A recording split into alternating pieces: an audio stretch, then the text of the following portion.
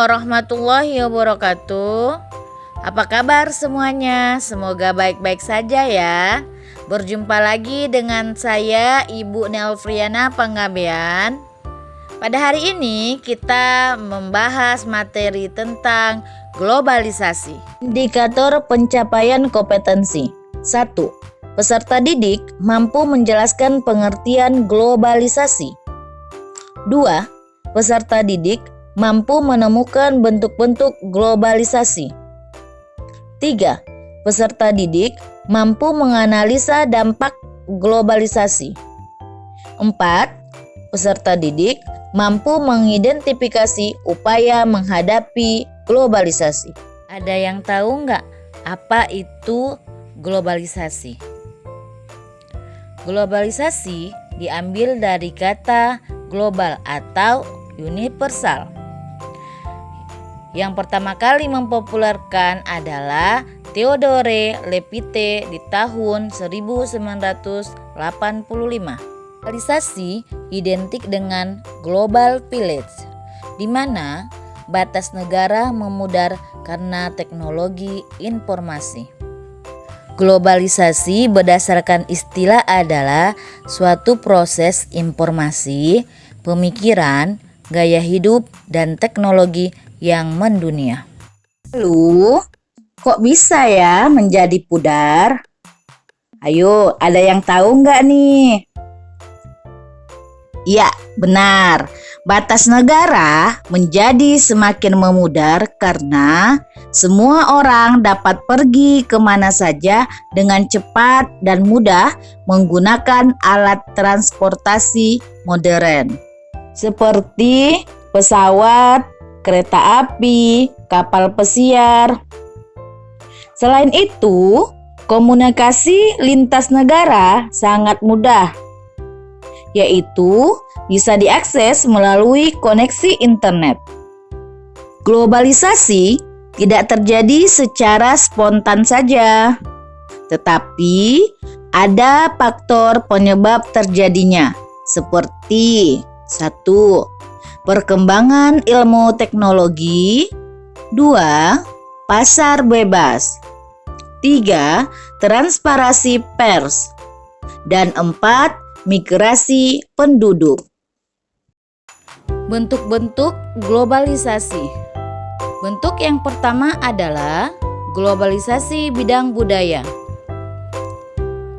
Globalisasi bidang budaya adalah penyebaran gagasan, makna, dan nilai keseluruhan dunia dengan cara tertentu untuk memperluas dan mempererat hubungan sosial. Proses ini biasanya ditandai oleh 1. Konsumsi budaya bersama yang dibantu oleh internet. 2. Media budaya masyarakat. 3. Perjalanan luar negeri. Contoh globalisasi budaya seperti 1. Penggunaan bahasa asing yaitu bahasa Inggris sebagai bahasa internasional, di mana semua orang berusaha menguasai bahasa Inggris agar bisa berkomunikasi dengan semua orang di dunia. Yang kedua adalah cara berpakaian yang mengikuti tren fashion luar negeri, di mana anak muda sekarang mengikuti tren fashion Amerika Serikat, Jepang, dan Korea. Bentuk yang kedua adalah globalisasi bidang komunikasi. Globalisasi bidang komunikasi adalah membuat setiap individu dapat berinteraksi dengan yang lainnya dimanapun dan kapanpun, lintas negara serta batasan waktu.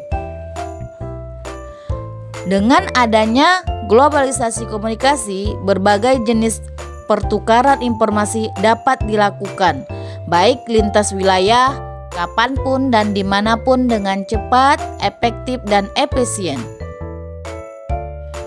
Contoh dari globalisasi komunikasi adalah 1. Penggunaan HP sebagai alat komunikasi yang kita gunakan sebagai keperluan sehari-hari. 2. Adanya video call sehingga kita tidak hanya dapat sekedar mendengar suara lawan bicara tetapi bisa tatap muka. 3. Adanya internet yang mempermudah semua pekerjaan. Yang keempat, munculnya berita-berita lewat media digital. Bentuk yang ketiga adalah globalisasi bidang ekonomi, yaitu suatu aktivitas ekonomi dan perdagangan secara global dan terbuka, di mana dalam globalisasi ekonomi di berbagai negara di dunia menjadi pasar yang satu dan semakin terintegrasi tanpa mengenal batas teritorial atau batas kewilayahan antar negara. Globalisasi bidang ekonomi sangat erat hubungannya dengan perdagangan bebas. Adakah yang tahu apa itu perdagangan bebas? Perdagangan bebas yaitu sistem perdagangan yang semakin luas dan menghilangkan hambatan-hambatan tidak lancarnya perdagangan internasional.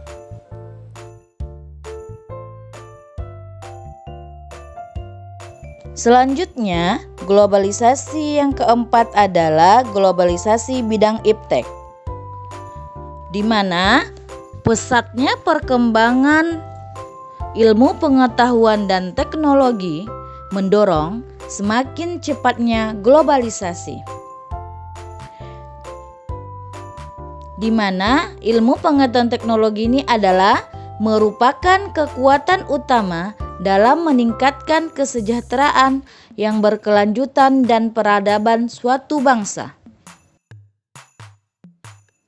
Contoh dari globalisasi bidang iptek adalah informasi yang dapat kita terima melalui teknologi internet, seperti handphone, komputer, faxmail, dan siaran televisi. Terakhir, yang kelima adalah globalisasi bidang transportasi, di mana peranan transportasi sangatlah penting dalam suatu negara, seperti produsen, distributor, ataupun konsumen membutuhkan transportasi dalam melakukan aktivitasnya. Contoh globalisasi transportasi adalah seperti mobil, penggunaan radar, pendeteksi kecepatan lalu lintas, seperti kereta api, bus, pesawat, dan lain-lain.